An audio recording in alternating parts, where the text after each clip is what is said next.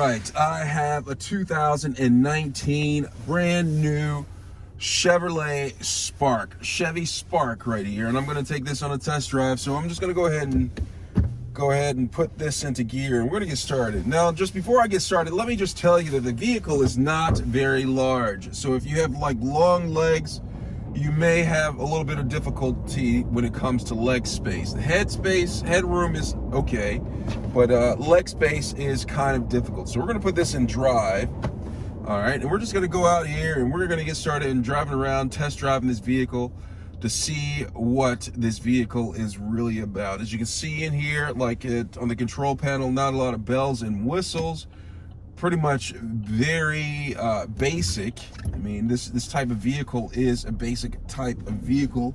It's not your luxury type of vehicle with all these bells and whistles and all that stuff. So this is what you expect out of a vehicle like this. So we're just gonna drive around, come up to this, this stop sign right here. The braking is very responsive, probably overly responsive, maybe because the vehicle's so small. The brakes, all you need to do is tap it and it just comes to a screeching stop. It wasn't really screeching, but they're very sensitive. I'm gonna try it one more time, and I try to ease on the brake just a little bit, and it still gave me that jerking motion, which is not good, especially like if it's out here or on ice, or if it's a wet terrain.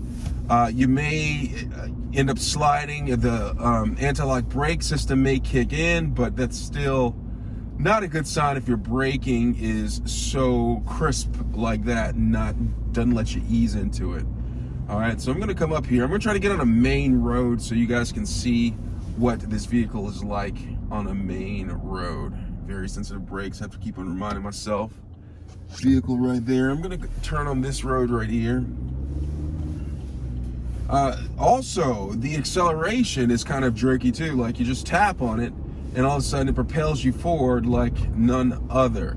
We're gonna try to get up a little bit more speed. I'm gonna try to get on like one of the maybe the freeway or highway or something. Let the pedestrians go ahead and pass. Have a sip of my coffee. I'm just gonna keep on just driving around. There's a little, wasn't a pothole, but it was just like a manhole. Went over it. This vehicle really,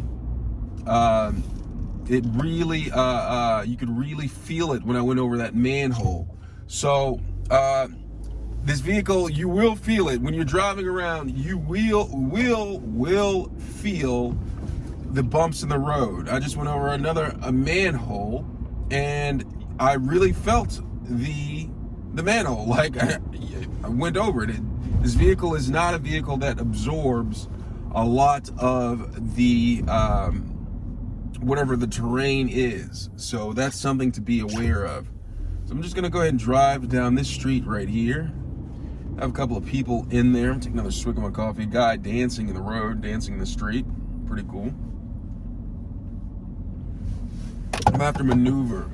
Now the person's driving away. Now, one thing with a smaller vehicle like this Chevrolet Spark, I am able to turn very sharply because the wheels are small. Now, when the wheels are small, it allows you to turn corners, maybe do a U-turn, and with a smaller radius, okay, a lower radius, like so you can turn around very quickly. That's just one thing with some of the smaller vehicles with smaller wheels. You're able to maneuver faster, and you're able to turn the vehicle a little bit, not necessarily easier, but you're able to get through tighter turns with smaller wheels. I'm gonna come up here, it's gonna take me a while to get adjusted to the braking system, but I think I have it down packed so far. So I'm just gonna come up right here. Here's another, what was that? That was another bump in the road. That was another manhole. Didn't feel that too much because I wasn't going that fast. Come up here. The stop sign. I'm gonna test out the acceleration a little bit to see how much pickup it has. Let me try it right here. All right, it does have a slight bit of a pickup. All right, it has a little bit of pickup, which is worth taking note of. Okay, so if you're in a situation where you need to press the gas really, aggressively to get, out of a situation that you're possibly got yourself into, this vehicle actually can get you up there, up to speed fairly quickly. All right, so that's one thing to notice. It does have some pickup. Now, after you get out of the first or second gears, would it still have that same type of pickup in third or fourth? I don't know. I'm not sure. I haven't tried that yet. Hopefully I can get to a freeway where I can test that out and see how it works. But as of yet, not so much. So we're at a red light right here. I'm going to test out the acceleration one more time, to see how well it picks up. All right, so here we go. Acceleration, don't go above the speed limit. It has some pickup. If you're kind of in a rush or trying to get to someplace, it does have some pickups. Now, I notice myself, like when I'm driving this car, that I'm avoiding like the potholes. Is it a fear that I just adapted with this vehicle? Probably so, because it's just like normally I wouldn't avoid the potholes to the degree that I'm doing right here. Right now, I'm trying to avoid every single pothole that I see because I know what type of feeling this vehicle is going to give back to me, like once I hit one of those potholes. So I'm like avoiding it. So I'm going to go over a pothole, not at a fast rate of speed, but just so you can see again how this vehicle reacts to the potholes. All right, so we're gonna test it out right after this red light. So we're just driving around. Again, if you're just joining in, just driving around, testing out this vehicle. 2019 Chevy Spark, Chevrolet Spark, Chevrolet. Same thing. We're gonna come up here, looking for who actually looks for potholes? I'm not sure, but today I am. All right, so we're gonna find pothole. All right, not too many potholes on the street, but there are bumps on the road. We're gonna look for the bumps on the road. Here goes one right here. That wasn't too bad. We're gonna come up to something a little bit more. All right, we're just gonna drive around a little bit more. A Starbucks out right there. I'm gonna get into some more, probably, more situations so you all can see how this vehicle rides. Perhaps I'm gonna drive through an alley where it's a little bit more obstacles, like in this city right here. This is Chicago. There's a lot of alleys here. We have a huge alley system here.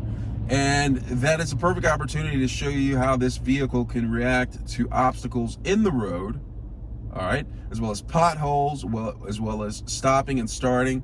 All right, I'll give you a good example. So I'm just gonna drive a little bit, and I'm gonna find an alley, and then I'm gonna go down the alley, and then we're gonna test this vehicle out. Let me go ahead and have a sip of this coffee really quick. All right, let's find an alley. Vehicle. I'm gonna try to adjust the vehicle a little bit, raise up the steering wheel. Can't push it away or pull it to me, but probably should have done that while stopped. We're just gonna keep on driving.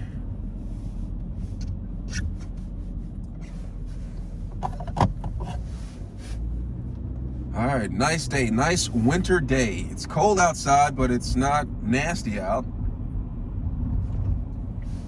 All right, let's go ahead and find an alley down here. All right, that's a nice vehicle in front of me right there. That's the Lincoln, what is it, the MX? Nice, I've heard about that vehicle.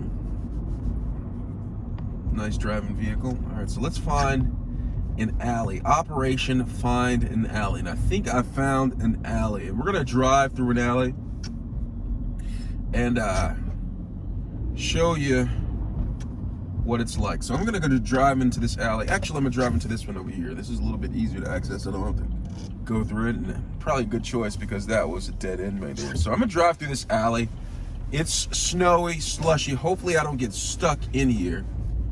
But we're starting to bounce around a little bit. A lot of snow in here. Hopefully I don't get stuck or slip around. This is not a greatest situation for driving this vehicle. We're coming through here. I'm going slowly. Too bad it's so much ice. I'm not able to find the potholes in here. So we just came up through here. The alley, that was not a good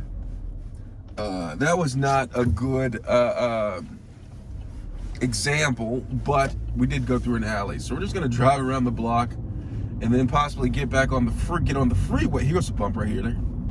See how you feel that? Here is a speed bump. Rocks around. All right, we're gonna get onto the freeway so you can see how this drives on the freeway. Come up to the stop sign right here. Just gonna go ahead and turn. We're gonna just turn right here, and then we're gonna get onto the freeway. Get right onto the freeway. All right, here we go. Stop sign, ease with the brakes. It's gonna take some adjustments with the brakes. If you're hopping in this vehicle from a more expensive or a luxury vehicle, and you're getting into this vehicle, you're gonna tap on the brakes, and you're gonna see what I'm talking about and see how sensitive they are, and how it's gonna take some time to adjust with that. All right, we're cruising. Just gonna go through the street right here. We're gonna get onto the freeway. All right, and we're gonna test the freeway. When I get on the freeway, I want to listen to see how loud the sound is on the freeway. Now that's one thing with driving vehicles on the freeway. The tires sometimes make a lot of noise. And when it makes a lot of noise, you can't really listen to your radio. If you're on the phone, you really can't have a great conversation. Or if people are in the vehicle, you find yourself yelling to have a conversation.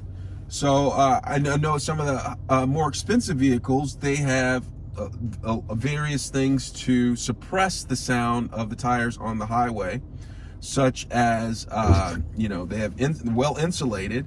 And then sometimes they have softer tires that don't make a lot of sound on the ground. And there's a host of different type of things, like shock absorbers that absorb like a lot of the shock that help, subdue the sound. A lot of things to do it. But this vehicle right here, this is pretty much a basic vehicle, low-end vehicle. This is basically a vehicle that can get you from point A to point B. That's why most people buy this vehicle. They don't need all the bells or whistles. They just need to get from point A to point B and call it a day. That's it. Plain and simple. That's it. So that's what this vehicle is. So we're gonna get on the highway right here, the freeway highway. I don't know what the difference is. And if you know the difference, let me know. All right, so we're gonna get on the freeway so you can hear how this sounds. All right, so you can feel and hear how this vehicle sounds on the freeway. So, all right, so let's get ready to try this out. Came to the stop sign. All right, we're at the stop sign. All right, and then we're gonna get onto the freeway. Have another sip of my coffee, okay? It looks like, from the looks of it right here, it looks like the freeway is relatively busy. So we're gonna try out changing lanes. All right, we're gonna try to accelerate. I'm gonna try to accelerate because you have to accelerate when you get to the on-ramp. You're gonna have to accelerate to get into traffic. All right, so we're gonna be testing out the acceleration of this vehicle, and we're gonna be testing out how well this vehicle changes lanes, and also we will be listening for how loud the vehicle is. Let me have one more sip before I get on. All right, here we go. About to let it rip. We're gonna press the gas to get onto the freeway. We're gonna have to accelerate to pick up speed to get on there. Now that's an issue with some of these smaller cars with not a lot of pistons. All right, so we're gonna try this and see how this goes. And the pickup is there. All right, you guys, the pickup is definitely there. All right, so I'm going to switch lanes. In 1 second, I'm going to go ahead and switch lanes. Got switched lanes, and like I said earlier, because the wheels are so small, I'm able to maneuver easier than if I were in a vehicle with larger wheels. Now, all right, so that changing lanes is a breeze in this vehicle. All right, so we're just gonna come up here. Here's a bump right here. See how it responds. So it hits the bumps, but the vehicle doesn't shake as much as I thought it would. Probably because there's not a lot of weight on this, but it doesn't shake. But you definitely feel it when you go over the bumps. All right, as far as sound, it is not too bad because I guess my ears are starting to adjust to it. All right, so my ears are starting to adjust to it, so it's just like, it doesn't seem like it's too big, but I think if I were on a phone, people would probably feel that I'm yelling because the sound is a little bit kind of noisy here with the tires hitting the ground. But it's not too bad, but it's definitely more noticeable than a higher end vehicle. So this is on the freeway, and I'm just cruising right now.